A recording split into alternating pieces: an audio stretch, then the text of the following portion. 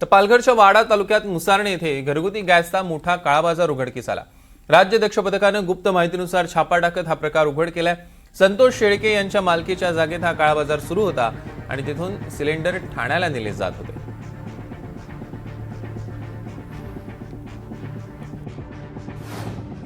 माननीय नियंत्रक शिधापटक मुंबई यांना खासगी आणि गुप्त माहिती मिळाली होती की इथे सिलेंडरचा काळा बाजार चालतो।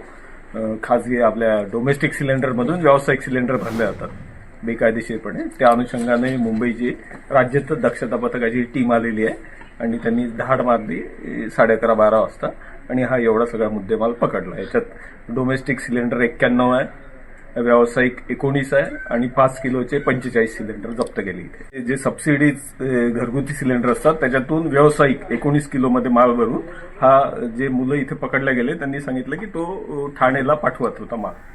तर आखाती देशात सुरू असलेल्या युद्धामुळे गॅस पुरवठ्यावर मोठा परिणाम झालाय। गॅस संपल्याच्या अफवांमुळे नागरिकांमध्ये भीती पसरली आणि अशातच मंत्री छगन भुजबळ यांनी मोठं वक्तव्य केलंय।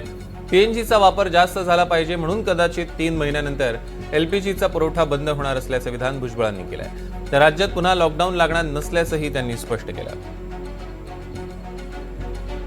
केंद्रीय मंत्री मनोहरलाल खट्टर साहेब, नंतर पेट्रोलियम मिनिस्टर जे आहेत ते हरदीप पुरी सिंग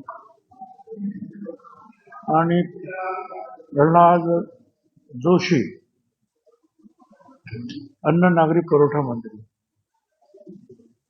ते केंद्रीय मंत्री होते आणि मग बाकी सगळे जे आहेत राज्यातले जे आहेत वेगवेगळे मंत्री आणि सेक्रेटरी होते। त्यांनी काही सूचना मग सांगितल्या प्रत्येकाने। आपण सुद्धा सांगितलं की ठीक आहे, पीएनजीचं जे आहे पीएनजी स्वस्त सुद्धा पडतोय आणि पीएनजीचा जास्तीत जास्त उपयोग झाला पाहिजे, प्रसार प्रचार झाला पाहिजे।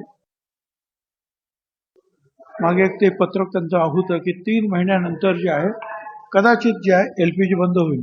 त्याच्या अगोदर सगळ्यांनी पीएनजीचे जे आहेत दान अर्ज वगैरे करून जास्तीत जास्त पीएनजीच्या ज्या आहेत जोडण्या करून घेतल्या पाहिजेत।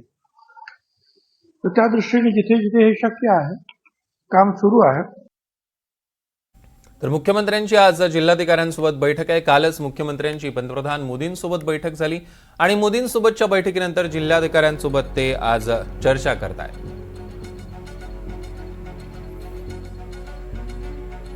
दरम्यान राज्यात पुन्हा लॉकडाऊन लागणार नाही असा विश्वास मंत्री छगन भुजबळ यांनी व्यक्त केला आहे।